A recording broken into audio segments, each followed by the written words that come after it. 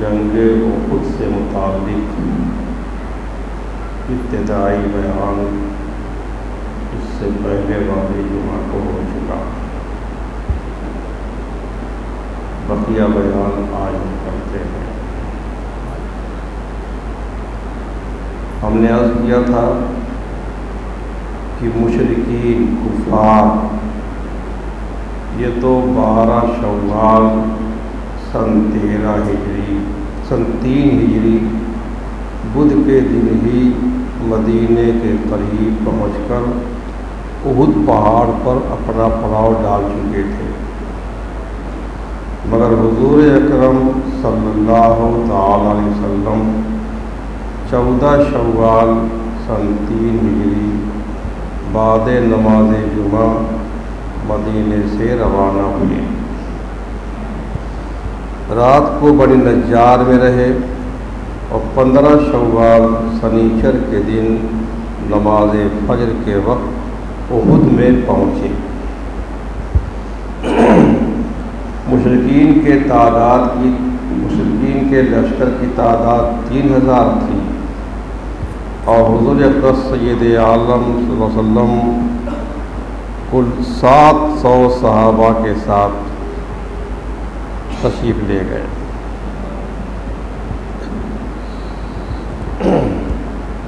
فجر کے وقت احد کے میدان میں پہنچے۔ حضرت بلال رضی اللہ تعالیٰ عنہ نے اذان دی اور حضور اکرم صلی اللہ علیہ وسلم نے نماز فجر پڑھا کر میدان جنگ میں مورچہ بندی شروع فرمائی۔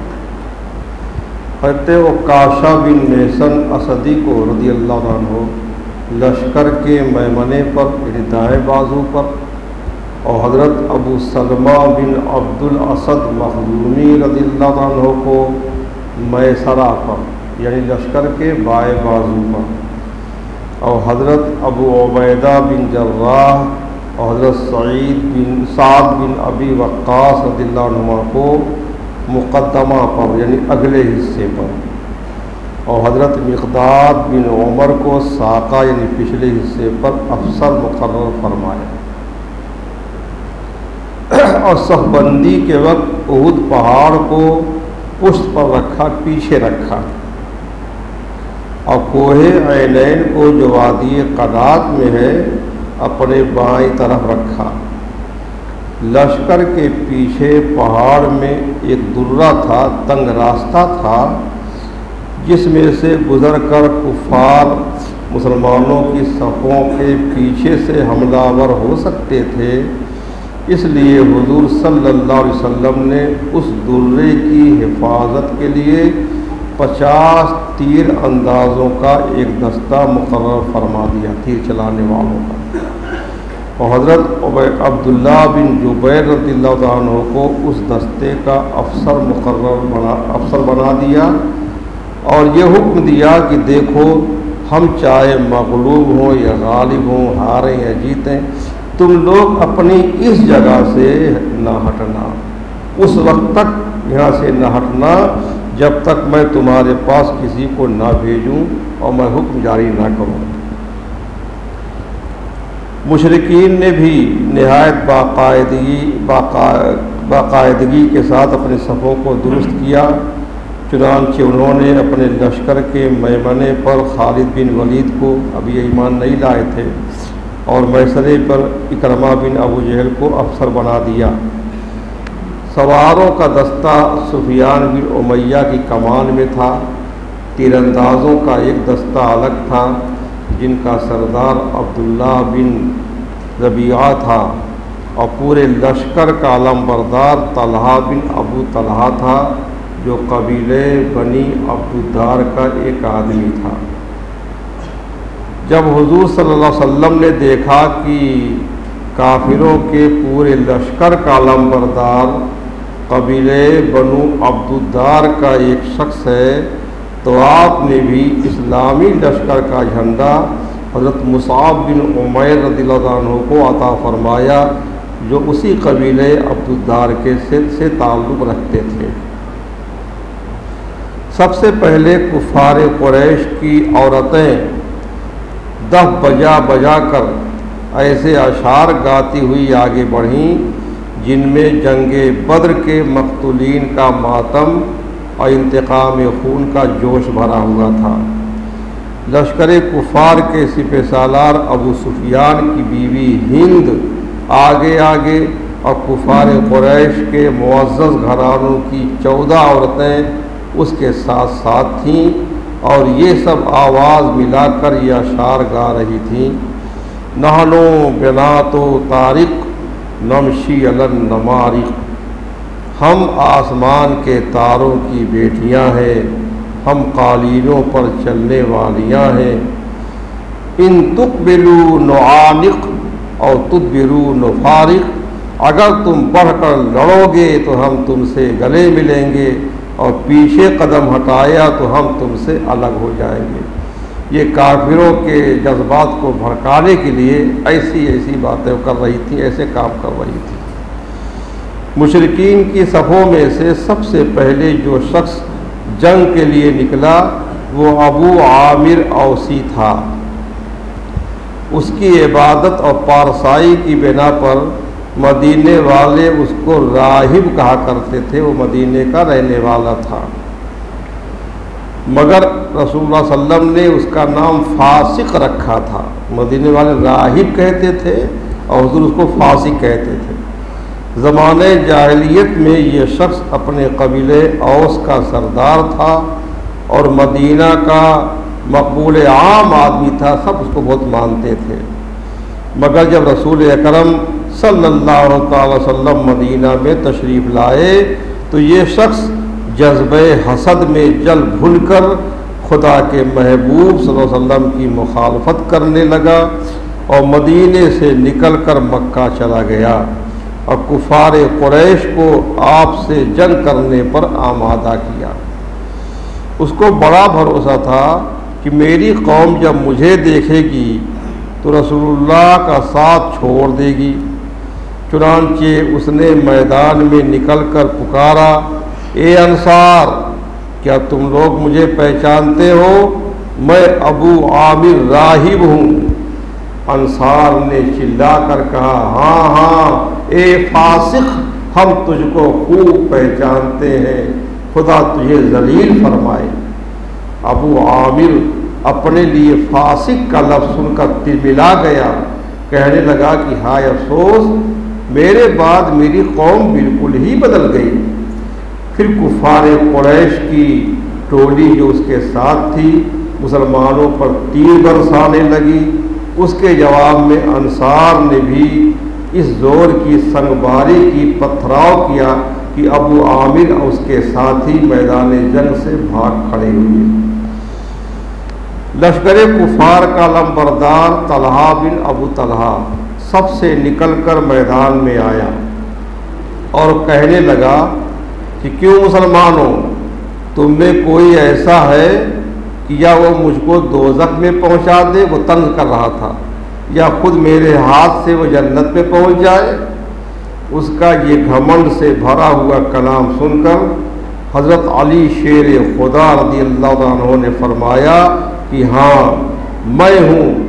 یہ کہہ کر فاتح خیبر حضرت علی نے ذوالفقار کے ایک ہی وار، کی تلوار کا نام تھا ذوالفقار، اس تلوار کے ایک ہی وار سے اس کا سر پھاڑ ڈالا اور وہ زمین پر تڑپنے لگا اور شیر خدا منہ پھیر کر وہاں سے ہٹ گئے۔ لوگوں نے پوچھا کہ آپ نے اس کا سر کیوں نہیں کاٹ لیا؟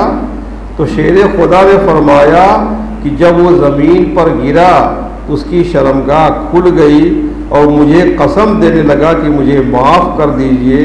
اس بے حیا کو بے ستر اور بے حجاب دیکھ کر مجھے شرم دامن گیر ہوئی، اس لیے میں نے منہ پھیر لیا۔ طلحہ کے بعد اس کا بھائی عثمان بن ابو طلحہ رجز کا یہ شعر پڑھتا ہوا حملہ ور ہوا: اِنَّ عَلَىٰ أَهْلِ اللِّوَاءِ حَقًّا أَن يَغْضِبَ اللِّوَاءَ تَنْدَقًّا۔ یہ علم بردار جو شخص علم اٹھائے ہوئے ہے اس کا فرض ہے کہ نیزے کو خون میں رنگ دے یا وہ ٹکرا کر ٹوٹ جائے۔ حضرت حمزہ رضی اللہ تعالیٰ عنہ اس کے مقابلے کے لیے تلوار لے کر نکلے اور اس کے شانے پر ایسا بھرپور ہاتھ مارا کہ تلوار ریڑھ کی ہڈی کو کاٹتی ہوئی کمر تک پہنچ گئی، اور آپ کے منہ سے یہ نعرہ نکلا کہ انب نساقل حجیجی، میں حاجیوں کے سیراب کرنے والے عبدالمطلب کا بیٹا ہوں۔ کہتے عبدالمطلب کا کام تھا جو حاجیوں کو آب زمزم پلایا کرتے تھے۔ اس کے بعد عام جنگ شروع ہو گئی اور میدان جنگ میں پشت و خون کا بازار گرم ہو گیا۔ حضور اقدس سید عالم صلی اللہ تعالی وسلم کے مبارک ہاتھ میں ایک تلوار تھی، اس پر ایک شعر لکھا ہوا تھا، اس کندہ تھا فی الجبن عار وفی الاقبال مکرمۃ والمرء بالجبن لا ینجو من القدری۔ اس تلوار پر یہ شعر لکھا ہوا تھا، بزدلی میں شرم ہے اور آگے بڑھ کر لڑنے میں عزت ہے، اور آدمی بزدلی کر کے تقدیر سے بچ نہیں سکتا۔ بزدلی کرے، میدان جنگ سے بھاگ جائے، لیکن موت سے تو بچ نہیں پائے گا، اگر اس کی موت ہے تو۔ حضور صلی اللہ علیہ وسلم نے فرمایا کہ کون ہے جو اس تلوار کو لے کر اس کا حق ادا کرے۔ یہ سن کر بہت سے لوگ اس سعادت کے لیے لپکے، مگر یہ فخر و شرف حضرت ابو دجانہ رضی اللہ تعالیٰ عنہ کے نصیب میں تھا کہ تاجدار دو عالم صلی اللہ علیہ وسلم نے اپنی یہ تلوار اپنے ہاتھ سے حضرت ابو دجانہ رضی اللہ عنہ کے ہاتھ میں دے دی۔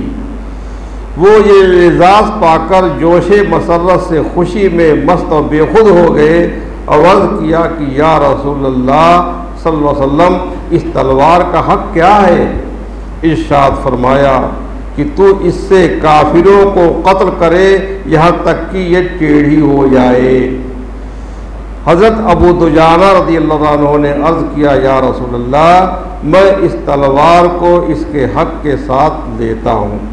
پھر وہ اپنے سر پر ایک سرخ رنگ کا رومال باندھ کر اکڑتے اور اتراتے ہوئے میدان جنگ میں نکل پڑے، اور دشمنوں کی صفوں کو چیرتے ہوئے اور تلوار چلاتے ہوئے آگے بڑھتے چلے جا رہے تھے کہ ایک دم ان کے سامنے ابو سفیان کی بیوی ہند آ گئی۔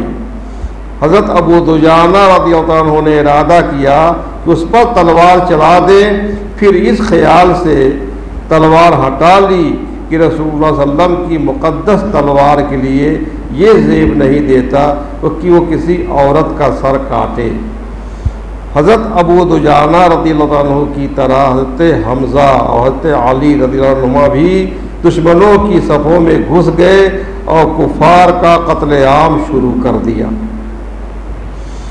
حضرت حمزہ رضی اللہ عنہ انتہائی جوش جہاد میں دو دستی تلوار مارتے ہوئے، دونوں ہاتھ میں تلوار لیے ہوئے تھے، تلواریں مارتے ہوئے آگے بڑھتے چلے جا رہے تھے۔ اسی حالت میں سبا غبشانی سامنے آ گیا۔ آپ نے تڑپ کر فرمایا، اے عورتوں کا ختنہ کرنے والی عورت کے بچے ٹھہر، کہاں جاتا ہے؟ تو اللہ و رسول سے جنگ کرنے چلا ہے؟ یہ کہہ کر اس پر تلوار چلا دی، اب وہ دو ٹکڑے ہو کر زمین پر ڈھیر ہو گیا۔ وحشی ایک حبشی غلام تھا، اس کا آقا جبیر بن مطعم اس سے وعدہ کر چکا تھا کہ اگر تو حضرت حمزہ کو قتل کر دے گا تو میں تجھ کو آزاد کر دوں گا۔ اس لیے وحشی میدان جنگ میں آیا، لیکن وہ لڑ نہیں رہا تھا، صرف حضرت حمزہ کی طاق لگائے ہوئے تھا کہ کہیں موقع پائے اور ان پر حملہ کر دے۔ تو وحشی ایک چٹان کے پیچھے چھپا ہوا تھا اور حضرت حمزہ رضی اللہ عنہ کی طاق میں تھا۔ جو ہی آپ اس کے قریب پہنچے، اس نے دور سے اپنا نیزہ پھینک کر مارا، جو حضرت امیر حمزہ کی ناف میں لگا اور پیٹھ کے پار ہو گیا۔ اس حال میں بھی حضرت حمزہ تلوار لے کر اس کی طرف بڑھے، مگر زخم کی تاب نہ لا کر گر پڑے اور شہادت سے سرفراز ہو گئے۔ انا للہ و انا الیہ راجعون۔ یہ حضرت امیر حمزہ کی شہادت ہوئی۔ کفار کے علم بردار خود کٹ کر کر گرتے چلے جا رہے تھے، مگر ان کا جھنڈا گرنے نہیں پاتا تھا۔ ایک کے قتل ہونے کے بعد دوسرا اس جھنڈے کو اٹھا لیتا تھا۔ ان کافروں کے جوش و خروش کا یہ عالم تھا کہ جب ایک کافر نے جس کا نام سواد تھا مشرکین کا جھنڈا اٹھایا تو ایک مسلمان نے اس کو اس زور سے تلوار ماری کہ اس کے دونوں ہاتھ کٹ کر زمین پر گر پڑے، مگر اس نے اپنے قومی جھنڈے کو زمین پر گرنے نہیں دیا بلکہ جھنڈے کو اپنے سینے سے دبائے ہوئے زمین پر گر پڑا۔ اسی حالت میں مسلمانوں نے اس کو قتل کر دیا، مگر وہ قتل ہوتے ہوتے یہی کہتا رہا کہ میں نے اپنا فرض ادا کر دیا۔ اس کے مرتے ہی ایک بہادر عورت جس کا نام عمرہ تھا، اس نے جھپٹ کر قومی جھنڈے کو اپنے ہاتھ میں لے کر بلند کر دیا۔ یہ منظر دیکھ کر قریش کو غیرت آئی اور ان کی بکھری ہوئی فوج سمٹ آئی اور ان کے اکھڑے ہوئے قدم پھر جم گئے۔ ابو عامر راہب کافروں کی طرف سے لڑ رہا تھا، مگر اس کے بیٹے حضرت حنظلہ رضی اللہ عنہ پرچم اسلام کے نیچے جہاد کر رہے تھے۔ باپ کافروں کی طرف ہے اور بیٹا مسلمانوں کے لشکر میں ہے۔ حضرت حنظلہ یہ بیٹے تھے، ابو عامر راہب جو ہے یہ باپ تھا۔ حضرت حنظلہ رضی اللہ عنہ نے بارگاہ رسالت میں عرض کیا، یا رسول اللہ مجھے اجازت دیجیے کہ میں اپنی تلوار سے ابو عامر راہب کا سر کاٹ کر لاؤں، مگر حضور رحمت للعالمین صلی اللہ علیہ وسلم کی رحمت نے یہ گوارا نہیں کیا کہ بیٹے کی تلوار باپ کا سر کاٹے۔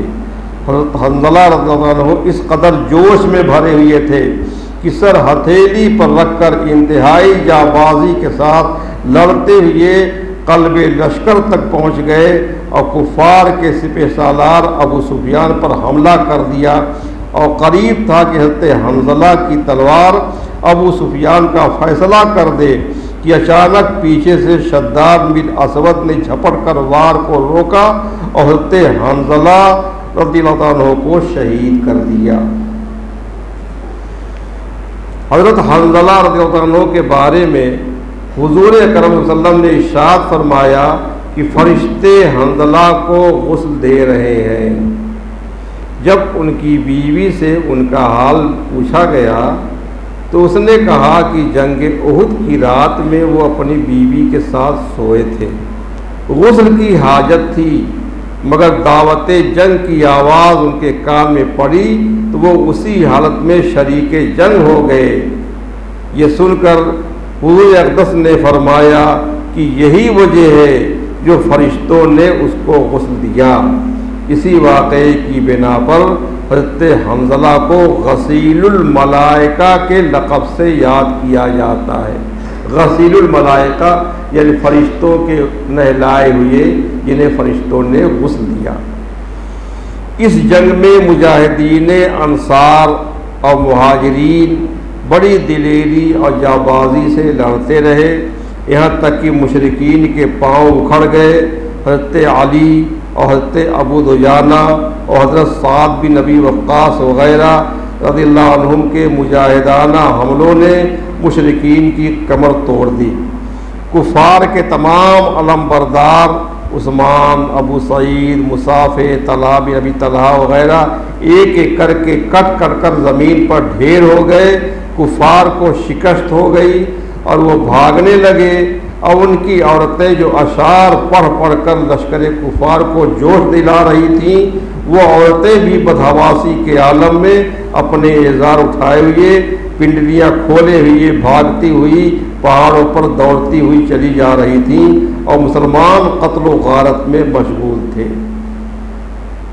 دیکھیے پھر ناگہاں کیا ہوا، جنگ کا پانسا پلٹ گیا۔ کفار کی بھگدڑ اور مسلمانوں کے فاتحانہ قتل و غارت کا یہ منظر دیکھ کر وہ 50 تیر انداز مسلمان جو درے کی حفاظت میں مقرر کیے گئے تھے، وہ بھی آپس میں ایک دوسرے سے کہنے لگے کہ غنیمت لوٹو، مال غنیمت لوٹو، تمہاری فتح ہو گئی ہے، اب یہاں ہماری کوئی ضرورت نہیں ہے۔ حالانکہ حضور نے کیا کہا تھا، ہم ہارے یا جیتے، غالب ہو یا مغلوب ہو، تم کو یہاں سے ہٹنا نہیں ہے۔ لیکن ان لوگوں نے بس اب قیاس کر لیا کہ اب ضرورت نہیں یہاں رہنے کی ہے، کہنا شروع کیا کہ اب غنیمت لوٹو۔ ان لوگوں کے افسر حضرت عبداللہ بن جبیر نے ہر چند روکا اور حضور کا فرمان یاد دلایا اور فرمان مصطفی کی مخالفت سے ڈرایا، مگر ان تیر انداز مسلمانوں نے ایک نہیں سنی اور اپنی جگہ چھوڑ کر مال غنیمت لوٹنے میں مشغول ہو گئے۔ لشکر کفار کا ایک افسر خالد بن ولید پہاڑ کی بلندی سے یہ منظر دیکھ رہا تھا۔ جب اس نے یہ دیکھا کہ درہ پہرداروں سے خالی ہو گیا، فوراً ہی اس نے درے کے راستے سے فوج لا کر مسلمانوں کے پیچھے سے حملہ کر دیا۔ حضرت عبداللہ بن جبیر نے چند جانبازوں کے ساتھ انتہائی دلیرانہ مقابلہ کیا، مگر یہ سب کے سب شہید ہو گئے۔ اب کیا تھا، کافروں کی فوج کے لیے راستہ صاف ہو گیا۔ خالد بن ولید نے زبردست حملہ کر دیا۔ یہ دیکھ کر بھاگتی ہوئی کفار قریش کی فوج بھی پلٹ پڑی۔ مسلمان مال غنیمت لوٹنے میں مصروف تھے، وہ سمجھ رہے تھے ہم تو فتح پا گئے، ہم تو جیت گئے۔ پیچھے پھر کر دیکھا تو تلواریں برس رہی تھیں اور کفار آگے پیچھے دونوں طرف سے مسلمانوں پر حملہ کر رہے تھے۔ مسلمان بیچ میں پس کر رہ گئے اور مسلمانوں کا لشکر چکی کے دو پارٹوں میں دانہ کی طرح پسنے لگا اور مسلمانوں میں ایسی بدحواسی اور تری پھیل گئی کہ اپنے اور بیگانے کی تمیز نہ رہی۔ خود مسلمانوں کی تلواروں سے قتل ہوئے۔ چنانچہ حضرت حذیفہ کے والد حضرت یمان خود مسلمانوں کی تلوار سے شہید ہوئے۔ حضرت حذیفہ چلاتے ہی رہے کہ اے مسلمانوں، یہ میرے باپ ہیں، یہ میرے باپ ہیں، مگر کچھ عجیب بدحواسی پھیلی ہوئی تھی کہ کسی کو کسی کا دھیان ہی نہیں تھا اور مسلمانوں نے حضرت یمان کو شہید کر دیا۔ پھر بڑا غضب یہ ہوا کہ لشکر اسلام کے علم بردار حضرت مصعب بن عمیر رضی اللہ عنہ پر ابن قمیہ کافر جھپٹا اور ان کے دائیں ہاتھ پر اس زور سے تلوار چلا دی کہ ان کا دایاں ہاتھ کٹ کر گر پڑا۔ اس جانباز مہاجر نے جھپٹ کر اسلامی جھنڈے کو بائیں ہاتھ سے سنبھالا، مگر ابن قمیہ نے تلوار مار کر ان کے بائیں ہاتھ کو بھی شہید کر دیا۔ دونوں ہاتھ کٹ چکے تھے، مگر حضرت عمیر اپنے دونوں کٹے ہوئے بازوؤں سے پرچم اسلام کو اپنے سینے سے لگائے ہوئے کھڑے تھے اور بلند آواز سے یہ آیت کریمہ پڑھ رہے تھے، وما محمد الا رسول قد خلت من قبلہ الرسول۔ پھر ابن قمیہ نے ان کو تیر مار کر شہید کر دیا۔ حضرت مصعب بن عمیر رضی اللہ تعالیٰ عنہ جو صورت میں حضور صلی اللہ علیہ وسلم سے کچھ مشابہ تھے، ان کی شکل حضور سے کچھ ملتی جلتی تھی، ان کو زمین پر گرتے ہوئے دیکھ کر کافروں نے شور مچا دیا کہ معاذ اللہ محمد قتل ہو گئے صلی اللہ علیہ وسلم۔ یہ کافروں نے شور کر دیا۔ اللہ اکبر، اس آواز نے تو غضب ہی ڈھا دیا۔ مسلمان یہ سن کر بالکل ہی پریشان ہو گئے اور میدان جنگ چھوڑ کر بھاگنے لگے کہ اب لڑکے کیا کریں گے۔ بڑے بڑے بہادروں کے پاؤں اکھڑ گئے، مسلمانوں میں 3 گروہ ہو گئے۔ کچھ لوگ تو بھاگ کر مدینے کے قریب پہنچ گئے، کچھ لوگ سہم کر مردہ دل ہو گئے، جہاں تھے وہیں رہ گئے، اپنی جان بچاتے رہے یا جنگ کرتے رہے۔ کچھ لوگ جن کی تعداد تقریباً 12 تھی، جو رسول اللہ صلی اللہ علیہ وسلم کے ساتھ ثابت قدم رہے۔ اس ہلچل اور بھگدڑ میں بہت سے لوگوں نے تو بالکل ہی ہمت ہار دی اور جو جاں بازی کے ساتھ لڑنا چاہتے تھے وہ بھی دشمنوں کے دو طرفہ حملوں کے نرغے میں پھنس کر مجبور اور لاچار ہو گئے۔ تاجدار دو عالم صلی اللہ علیہ وسلم کہاں ہے اور کس حال میں ہے، کسی کو اس کی خبر نہ تھی۔ حضرت علی شیر خدا رضی اللہ عنہ تلوار چلاتے دشمنوں کی صفوں کو درہم برہم کرتے چلے جاتے تھے، مگر وہ ہر طرف مڑ مڑ کر رسول اللہ کو دیکھتے تھے کہ حضور ہے کہاں، مگر جمال نبوت نظر نہ آنے سے وہ انتہائی اضطراب اور بے قراری کے عالم میں تھے۔ حضرت انس رضی اللہ عنہ کے چچا حضرت انس بن نضر لڑتے لڑتے میدان جنگ سے بھی کچھ آگے نکل پڑے وہاں جا کر دیکھا کہ کچھ مسلمانوں نے مایوسی کے عالم میں مایوس ہو کر کے ہتھیار پھینک دیے۔ حضرت انس بن نضر نے پوچھا تم لوگ یہاں بیٹھے کیا کر رہے ہو؟ لوگوں نے جواب دیا اب ہم لڑ کر کیا کریں گے، جن کے لیے لڑتے تھے وہ تو شہید ہو گئے۔ حضرت انس بن نضر نے فرمایا کہ اگر واقعی رسول خدا صلی اللہ علیہ وسلم شہید ہو چکے ہیں تو پھر ہم ان کے بعد زندہ رہ کر کیا کریں گے، چلو ہم بھی اسی میدان میں شہید ہو کر حضور کے پاس پہنچ جائیں۔ یہ کہہ کر آپ دشمنوں کے لشکر میں لڑتے ہوئے گھس گئے اور آخری دم تک انتہائی جوش جہاد اور جانبازی کے ساتھ جنگ کرتے رہے، یہاں تک کہ شہید ہو گئے۔ لڑائی ختم ہونے کے بعد جب ان کی لاش دیکھی گئی تو 80 سے زیادہ تیر و تلوار اور نیزوں کے زخم ان کے بدن پر تھے۔ کافروں نے ان کے بدن کو چھلنی بنا دیا تھا اور ناک کان وغیرہ کاٹ کر ان کی صورت بگاڑ دی تھی۔ کوئی شخص ان کی لاش کو پہچان نہ سکا، صرف ان کی بہن نے ان کی انگلیوں کو دیکھ کر ان کو پہچانا۔ اسی طرح حضرت ثابت بن دعداہ نے مایوس ہو جانے والے انصاریوں سے کہا اے جماعت انصار، فرض کرو اگر اللہ کے رسول صلی اللہ علیہ وسلم شہید بھی ہو گئے تو تم ہمت کیوں ہار گئے؟ تمہارا اللہ تو زندہ ہے، لہذا تم لوگ اٹھو اور اللہ کے دین کے لیے جہاد کرو۔ یہ کہہ کر آپ نے چند انصاریوں کو اپنے ساتھ لیا اور لشکر کفار پر بھوکے شیروں کی طرح حملہ ور ہو گئے اور آخر خالد بن ولید کی تلوار سے آپ بھی شہید ہو گئے۔ جنگ جاری تھی، اسلام کے جانثار جو جہاں تھے وہیں لڑائی میں مصروف تھے، مگر سب کی نگاہیں انتہائی بے قراری کے ساتھ جمال نبوت کو تلاش کر رہی تھی۔ عین مایوسی کے عالم میں سب سے پہلے جس نے تاجدار دو علیہ وسلم کا جمال دیکھا وہ حضرت کعب بن مالک رضی اللہ عنہ کی خوش نصیب آنکھیں تھیں۔ انہوں نے حضور کو دور سے دیکھ کر پہچان لیا اور پہچان کر مسلمانوں کو پکارا اے مسلمانوں ادھر آؤ، رسول خدا یہ ہے، رسول خدا زندہ ہیں۔ اس آواز کو سن کر تمام جانثاروں میں جان پڑ گئی اور ہر طرف سے دوڑ دوڑ کر مسلمان آنے لگے۔ کفار نے بھی ہر طرف سے حملہ روک کر رحمت عالم پر قاتلانہ حملہ کرنے کے لیے سارا زور لگا دیا۔ لشکر کفار کا ہجوم کے ساتھ لشکر امٹ پڑا اور بار بار مدنی تاجدار پر یلغار کرنے لگا، مگر حضرت علی کی تلوار ذوالفقار کی بجلی سے یہ بادل پھٹ پھٹ کر رہ جاتا۔ ایک مرتبہ کفار کا ہجوم حملہ ور ہوا تو سرور عالم صلی اللہ علیہ وسلم نے فرمایا کون ہے جو میرے اوپر اپنی جان قربان کرتا ہے؟ یہ سنتے ہی حضرت زیاد بن سکن رضی اللہ عنہ 5 انصاریوں کو ساتھ لے کر آگے بڑھے اور ہر ایک نے لڑتے ہوئے اپنی جانیں فدا کر دیں۔ حضرت زیاد بن سکن زخموں سے لاچار ہو کر زمین پر گر پڑے، مگر کچھ جان باقی تھی۔ حضور صلی اللہ علیہ وسلم نے حکم دیا کہ ان کی لاش کو میرے پاس اٹھا لاؤ۔